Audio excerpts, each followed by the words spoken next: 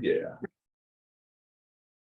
Welcome to the show. My name is J.R. Edens, and we are Daddy Discussions with the 3 J's. Of course, I couldn't do it without the other 2/3 of the three J's, and that is Jeff and Josh. Guys, how are you? Hey, how's it going? How's it going?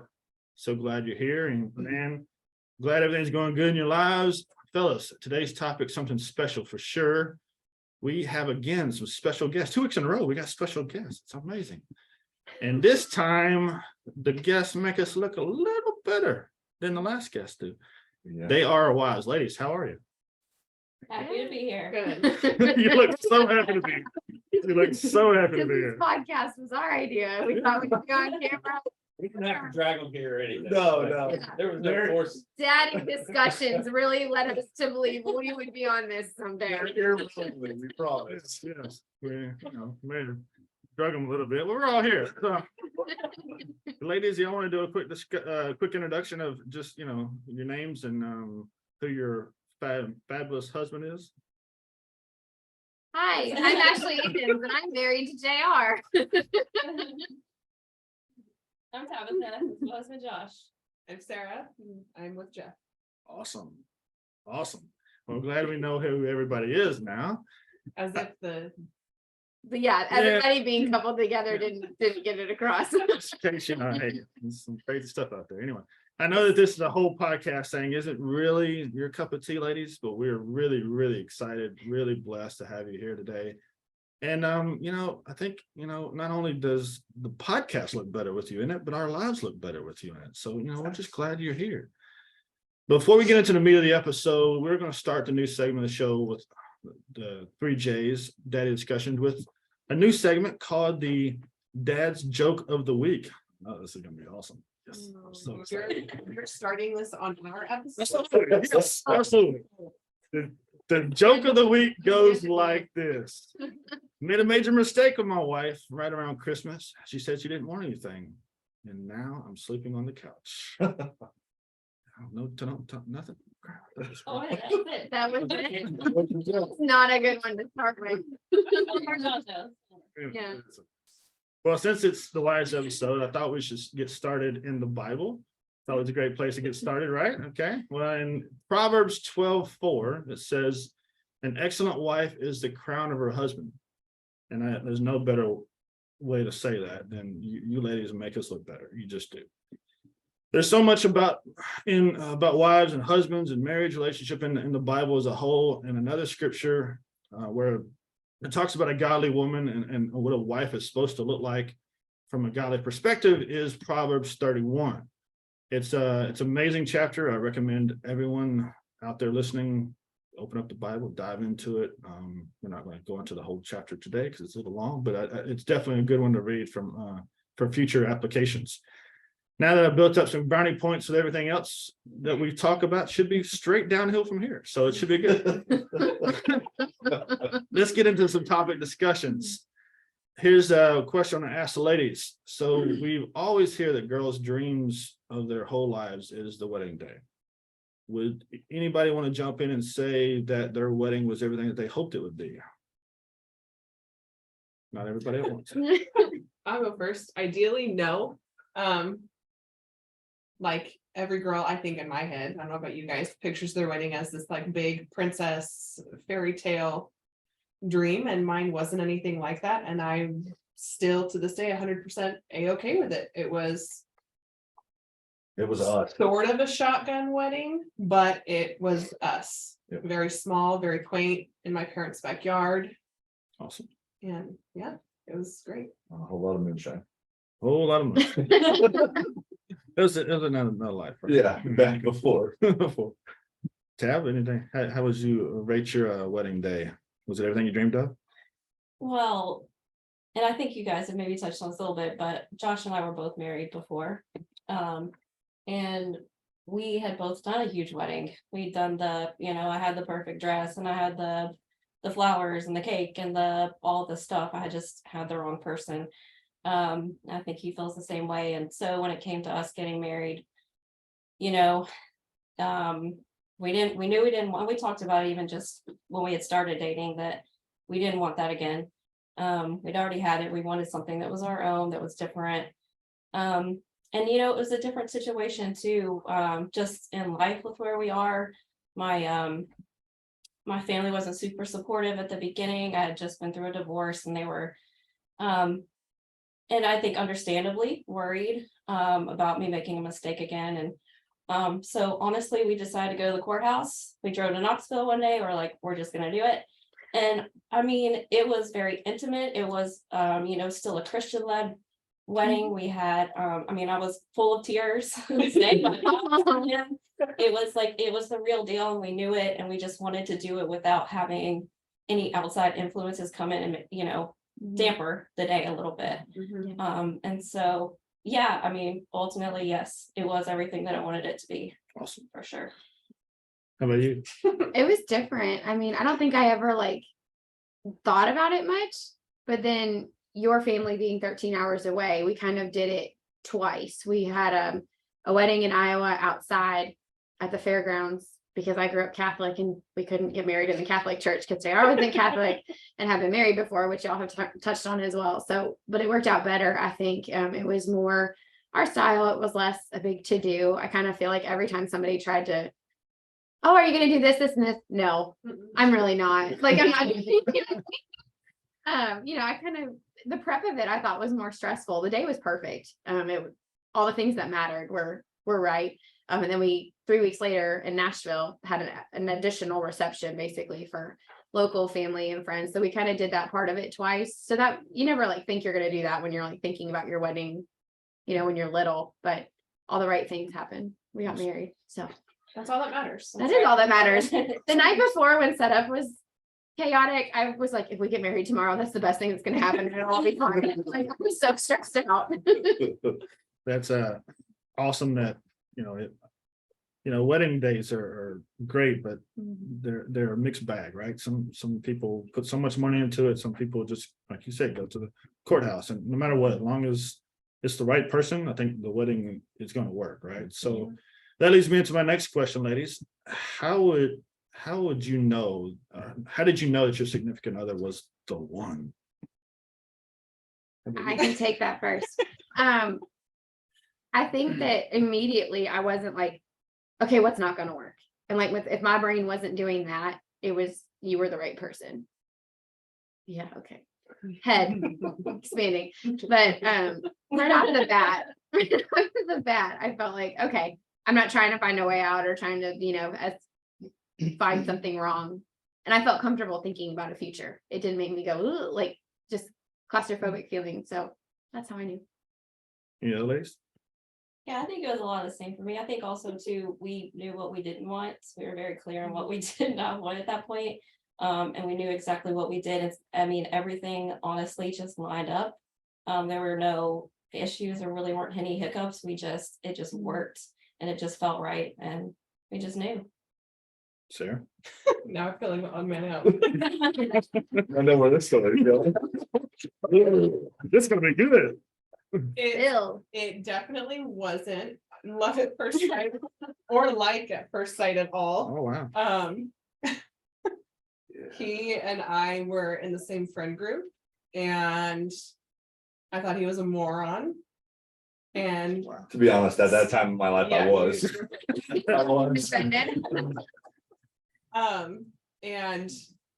But once we actually decided to like give it a go, basically what you guys both said, it kind of all fell into place of working, but it definitely wasn't, hey, you're mine. It was more of like and God was like, here he is, keep trying. And when we did, it worked. Awesome to see how it works. Sometimes, like you said, maybe you're not thinking this is the person at first, and then it works out. Sometimes you might think, oh, that's the guy. I see him right there. It's the guy. And then it works out too. So, God works in amazing ways. So, Sarah, I'm gonna start with you this time. Or actually, I guess Tabitha, because we've already done this. Rotate. However they rotate. However, we're just like, I don't know. Somebody answers this question. Yeah. very. How has being a mother and a wife changed you? Obviously, we're talking about marriage so far, but when you add in the marriage, the kid component, how has that really changed your view of it all? I mean, it changes everything, right?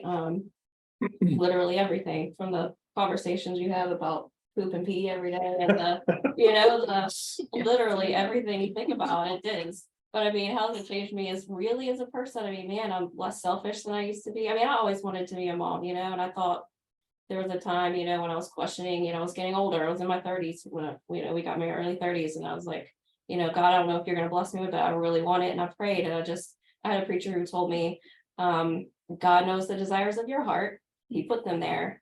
Pray for it, knowing that he's going to give it to you. And so I did, and I prayed for these 3 kids specifically. I prayed for him specifically. I prayed for his personality. I prayed for like literally everything. And God delivered every single one of those things to me.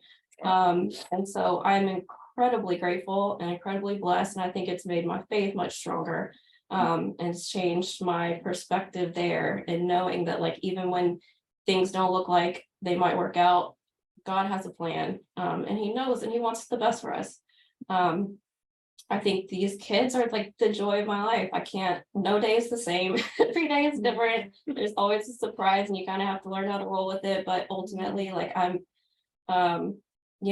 insanely happy. And I think that, the biggest change probably is just perspective of, it's not just about me. It's not just about us. Now we have these 3 human beings who depend on us, and we need to plan for today and plan for the future for them. Sarah, what about you? I think Tabitha kind of hit it right on the head of being less selfish. I mean, yeah, I need to put myself first to make my family and my kids happy. But in certain instances, I'm thinking more of how can I make this easier on them and make things work easier for them, and so on and so forth. I mean, kind of the same. You think you have a plan for the day, and like you have a sick kid, and it's not the plan anymore. Yep. Like someone's staying home, or somebody's trying to juggle work while there's a little head bouncing in and out of your meetings. It happens. It happens now. I think just in general, there's lots of things that you would have used to normally do, and maybe you don't have time for it anymore, but it's okay. Like that, your priorities kind of change. I think there's things you used to do for yourself, or you were regimented about for yourself, and you make the decision that no, that time needs to go to, our 2 little ones, or, we have to prioritize then time. I think that's where we need to do better, is prioritizing time for us, because we prioritize so much for the kids. That's probably, but I mean, it changed. First, it was just yourself, and then it's you and your person. And what does that look like? Prioritizing them. And then all of a sudden there's these other little humans that, like you said, you have to plan for, they need to get fed and have all the clothes that are clean and be taught all these different life things. And it kind of changes your days. It's crazy to think that like they literally depend on you to live, right? Mhm. Like if you don't feed them or you don't take care of them, they don't live. Like that's insane to think about. That's like, overwhelming when they are first born. It is. I had those baby blues moments, and Jenna was like, what is happening right now? And I was like, I don't know. I have all these feelings, and that little human depends on me for life. And this is overwhelming. But you're right. That's the truth of it. I remember leaving the hospital, and I was like, wait a second, you guys are just gonna let us leave with this baby? What we're doing. It's very odd. You're trusting me with this. Yeah, you made sure they were in their car seat safely, and that's it. Like nothing else. You don't send me home with a nanny? What is this? You've been checking me and this kid every hour. Like, what is? It's like, is there a book or something? Give me something. There's Give me a nothing. playbook. Give me something to go with.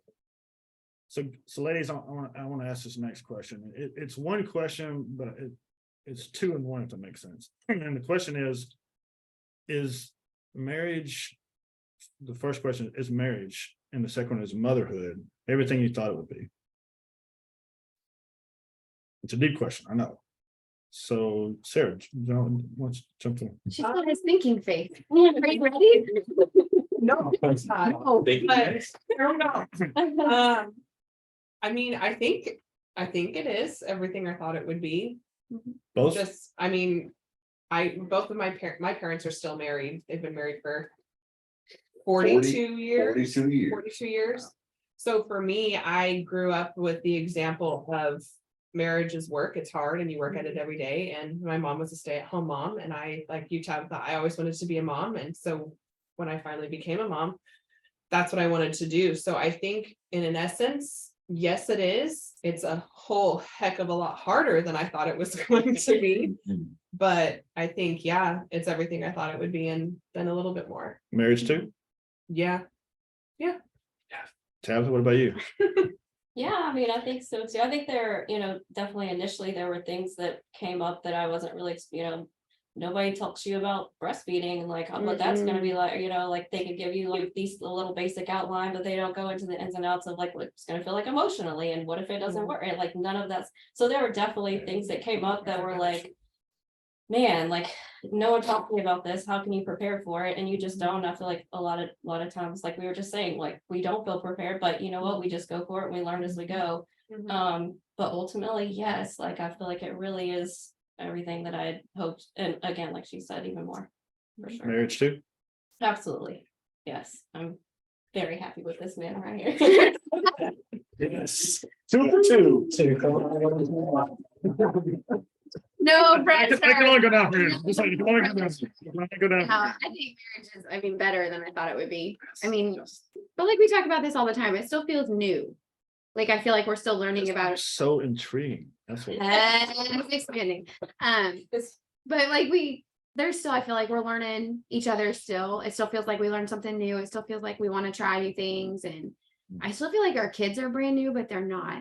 I mean, they're 5 and 2. Like I don't know where the time goes, but I don't feel like you see some people in their marriage and it seems like they're roommates, or they seem like they don't enjoy doing things with each other, or like they talk to their friends more than they talk to their spouse. And like, I don't feel like that. I feel like you probably don't want to hear all of my talking, but like I come home and want to tell my husband everything and want to talk through everything and spend that time. And I think that's better. The kids thing is a lot more hard work than you think. Like it's definitely more exasperating than you think. Nobody prepares you for like potty training and all the stuff that goes along with that and all of their feelings. Because I'm failing at that. Can I just say I'm failing at potty training? I'm failing at that. Everybody has a thing that they're good at. That's not mine. not for you. It's not for you. Teaching a 2-year-old how to pee, not me. Okay. At least you don't have boys. I was gonna say, you're teaching somebody that has different parts than you, Right. so that's also Yeah. That's also a difficult in challenge. itself. Yeah. Ugh. Yeah, but all of their I You feelings. did none of it. I didn't potty train. I was like, girl, mommy, you're potty training. Oh. No, but I think all of their feelings too. Like you're trying sometimes as a woman to manage all of your feelings, and then when your little humans are all having feelings, I'm like, I need to check me. Like I can't even handle you at the moment. Feeling overload. Yes, lots of feeling overloads, and for the craziest things. But it's wonderful, and like I can't believe that God blessed us with such wonderful children, and there was a chance we weren't even going to have them. So then the fact to have them and keep that perspective all the time, like that part of it's so much more. Little off the script question here, because you guys popped up a little something in my brain a while ago. Ladies, I know Ashley struggled a little bit with it, and you can talk a little bit about it, but did all 3 of you struggle with postpartum after both children, or one of the children, or any of the children? Like, was that a thing? Yeah, I did after Jordan. Raylan was 22 months old when I had Jordan, and Jordan was a very hard baby. And mine was more than baby blues. It was definitely postpartum depression, that I'm still working through today. But I mean, Really? a woman who's had a baby is always postpartum. So even though I didn't have her yesterday, I'm still postpartum. So it's still something that I'm working through every day. Tab? Colton, yes, our third one, I think I dealt with it more, but I mean, honestly, you have like the hormones, you have the whole thing. I don't know if, we had COVID that hit, so he was born December 2019. By the time things are shutting down, I've just gone back to work, and then all 3 kids are at home. I'm still trying to breastfeed and go back and do the 40 hours during the day and work after hours and and then we had a tornado hit that destroyed and just jumped over our neighborhood, thank the Lord. And then another storm a month later. It was like I felt like just one thing, and we were without power for days. And then I got to where there was a point where I was like, this is too much. This is not like, I'm not in a good spot, but pull through it. And I'm thankful to say now that I'm fine. But yeah, it was really just the third one, I think. Are you? The first one with Annalie, I didn't know what to do with all. No one warned me, I don't think at all, that I was going to be like Mhm. overwhelmed with emotions and not know how to process them and not know how to like articulate like why I was having these like overwhelming feelings and like, holy cow, this little being is, like I had to grow her first. And then now that she is born and on the outside and like isn't just in this cocoon where my body takes care of her, like that was overwhelming. And like for 2 weeks, she wasn't latching. So breastfeeding was just, I was having all of the feelings of failure and mom guilt and all of the things because that is what I wanted to do. I had my mindset on it. JR didn't know what to say or do because it's not like he could help. Like it was, yeah. So that was overwhelming. I saw a lot of bad things to it, like that. Like that was, Had to but work. you don't know. Like they were all good intentioned things, Yeah. but they would like strike the wrong chord and I would just be crying all over again. That was gonna be a good It thing. was like 2 or 3 weeks of just, and then it started to wear off. Like there's just so much, and then it became a little less and a little less. And with Rayma, I felt like it was different. I feel like I bounced back better, and she didn't latch either. But I just decided out of the gate, this was not going to be an awful thing. Like I've already been through this. I've had all the feelings. Like I'm not going to let this. We're not going to do this the same way. And then they both ended up latching at 6 or 8 weeks later, which worked because in the middle of the night he could give somebody a bottle. So it kind of ended up worked. Like I'd still pumped. They still got what was important. But yeah, the first one was much harder than the second one for me.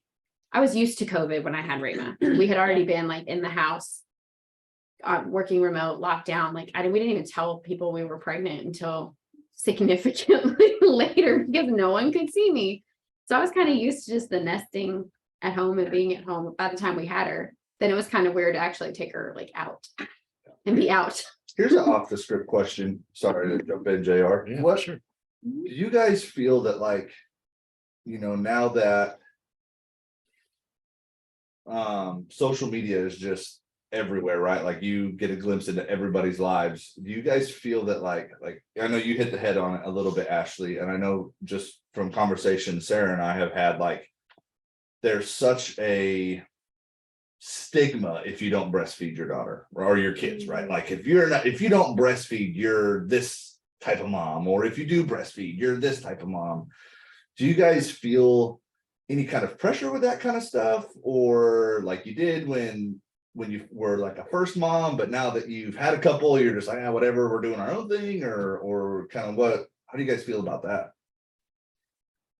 I Yeah, think I can answer first. Yeah. 'Cause you both breastfed, right? Yeah. I did not. I have issues and couldn't. So for me, with the first one, I tried and it didn't work. And I had a meltdown in Target, as any mom would, about having to buy formula. And from that moment on, my mom kind of reminded me like fed is best. It doesn't matter how, it doesn't matter when, which way you do it or which way you don't do it, as long as the baby is fed and happy, that's what matters. And then with the other two, I tried a little bit and same thing. So, and that's when we switched to goat's milk, because both of our kids had really sensitive stomach. All three of our kids had really sensitive stomachs. So even though I didn't breastfeed, I did feed them differently than other people did, because most people don't use goat's milk because nothing else worked for their stomachs at the time. I think I put the pressure on myself about it, which is probably why it was like thermonuclear emergency when I wouldn't work with Annalie. And then I think that's why I pushed so hard. Like I still pumped the whole time. Yeah. And then I was a milk cow.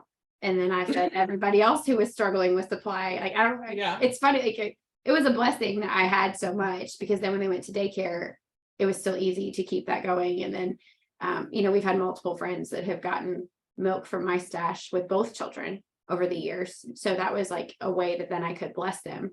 And then I blessed the milk bank too, because JR wasn't buying me another freezer. When the deep freeze was full. So you already had one deep freeze full of milk and you needed another one? And the refrigerator in the house. Oh my goodness. And we still had like 300 Milk to the hospital to be shipped to the milk bank of Austin, where they do donor milk for people, which is neat. And then different people who have didn't stash as much or just didn't produce as much have been able to get some from me when they need it. So that was nice. I wish we lived out here when I had the girls. But yeah, I was probably only would have been timed right with one of yours. I know. But anyway, it ended up working out.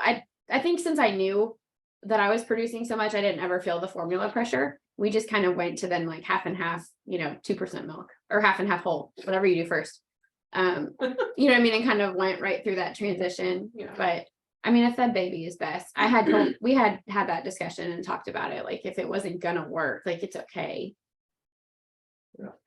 Tab, what about you? Yeah, I struggled at first, just being able to produce milk for our first one, and it was tough, like really, I mean, it was from the get-go.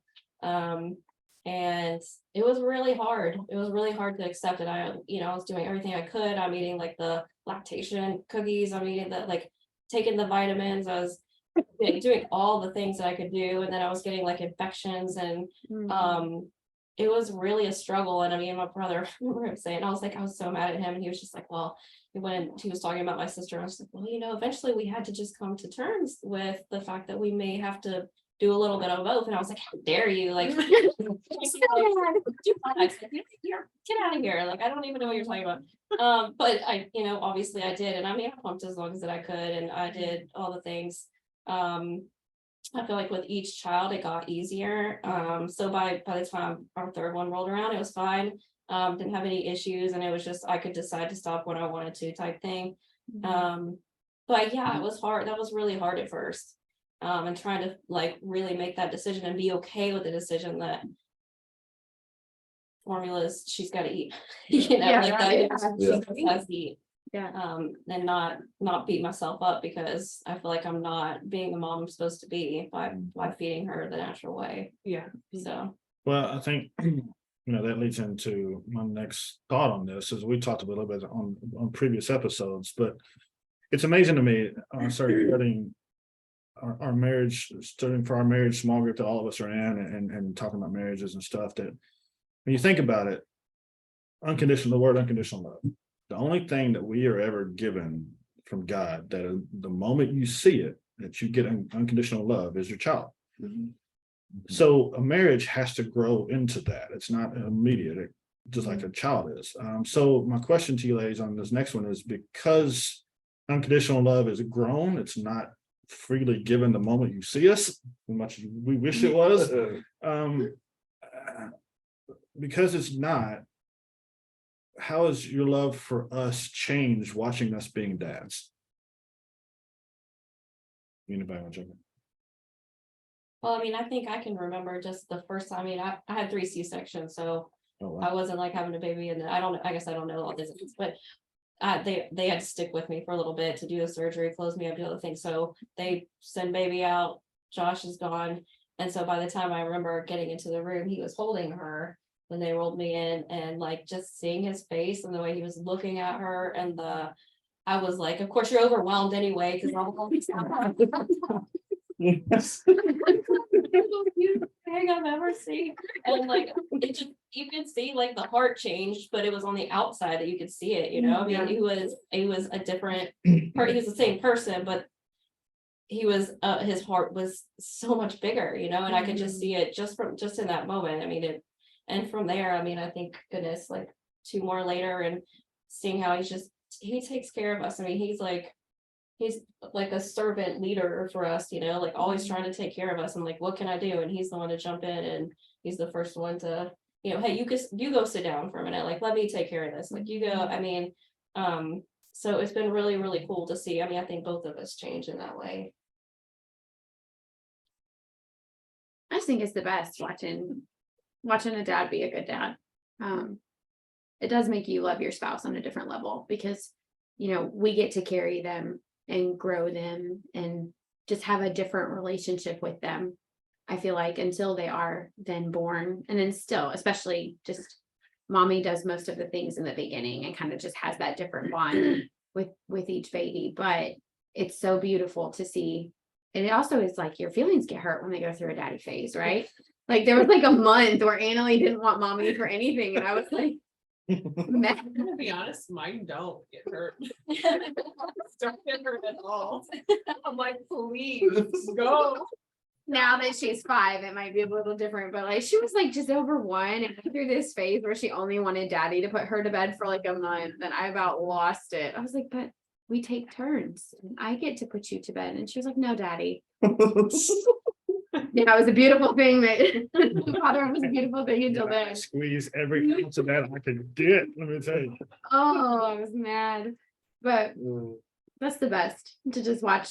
You know, I think all 3 of us are pretty blessed to have dads for our children that are extremely involved. That, you know, they're gonna let the girls put makeup on them and do all the things. And they're, you know what I mean, they're gonna be on the floor wrestling and playing. And, you know, not all kids have what we have, and kids that grow up in a home like ours. And it's a blessing to watch. And when you step back and remember to be grateful for that and like see it and take that in, I think it's the best. Sarah?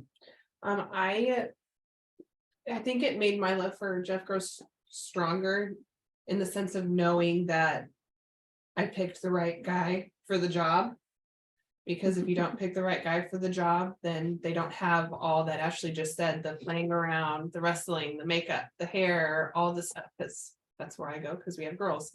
But in being able to see him form the bond in a different sense that I have with them, because we made them, we Yeah. cooked them, cooked them, but like seeing on the outside them form a different bond in the same sense that I have with each of the girls, it just makes me feel very overwhelmed with joy. It's awesome. But it's I think I can speak for the 3 J's, and it's an honor and a privilege to be able to be dads, number one, but also especially to be dads and married to you ladies. So that brings me to my last question, a little bit off the script here. It's gonna be a good one. It's gonna be a good one, ladies. Okay, this is the best one of them all. All right, you ready for it? How great is it being married to us sexy dads? I'm just saying, how great is that? So great. So good. so good. This is short answer. I just want to go back to Tabitha called Josh beautiful, and I'm here for that. Hey. I gotta say, it was pretty beautiful. I just want to come give you a hug. Stand by that. Well, Without it being a fishing question where I feel like we all were just I completely think we basic. almost answered and Yeah, showed everybody how Oh. much we enjoy being married to you guys. it's never boring. Never. It is never try not boring. to be. It's The- not. The It's dad not. jokes could get better though. The dad- We're working on Those. that. We're working on that. Yeah. We're working on I You did- get a bunch. I've got a book. I gotta- that. Heck yeah. Yes. Well, guys, we've heard the ladies talk a lot. Is there anything you want to add before we close up shop here on another wonderful episode? No, just I'll say thanks for coming on. I know y'all ladies didn't want to do it, but thanks for sucking it up. Yeah. Enjoyed having y'all here. It's been a nice change of pace. For sure. For sure.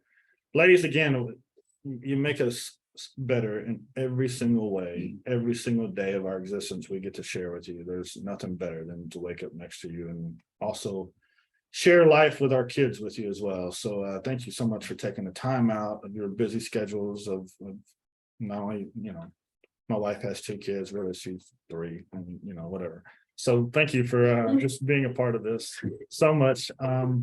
And this concludes another great episode of the Daddy Discussions with the 3 J's. Again, our simple purpose here is just to tell the world how much we love our kids, but more importantly, we love our wives and I love our families as a whole. So thank you so much for listening.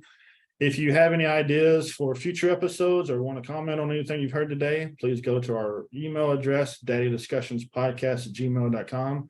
Also go to all of our social media links, our YouTube page, subscribe, hit like, give all the 5-star things, all the things that I don't know anything about. Just please do all that stuff, make us look Good good. stuff. The good stuff. The thing. The good thing. All the things. All the things. And outside of that, ladies, thank you again for being here. We love everybody listening, and we just thank you all for being a part of this episode. Until then, we'll see you next time.